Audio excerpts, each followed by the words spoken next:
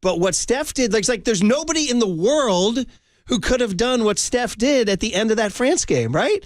Which, by the way, what if any of those shots misses? Are we killing him for like, dude, that's a bad shot? Oh, Steph Curry was double teamed. He had LeBron and KD wide open. He didn't make the pass. Yeah, we're talking about the pinnacle of shooting, and Steph Curry's at the top of that pinnacle. And there was a theory out there too that Steph wasn't clutch. You ever hear that one? Yes, I've heard that a bunch of times. Okay, so what about this? So to do it on the biggest stage, to put the team on his back, I think it does improve his legacy, but it's hard for me to kind of throw so much emphasis on an Olympic medal when he's going head-to-head with a guy like Frank Ntilikina. Again, these are NBA players, but it's not the top-tier competition. Some of the greatest players in the world. But again, to put this much emphasis and say, oh, he's a top 5 player now because of what he did in the Olympics, I don't think I'm quite there yet. Okay, you're not going there, huh? No, I say top 10 for sure, but top 5 is hard to crack when you don't play a lot of defense. I wish I could take an opposite view so we could have a sports talk radio fight. But this is my conclusion finally, is that I am going to say this moves him into the top 10. How insane is it that he's moving up the ranks like in the time we're on KNBR here talking?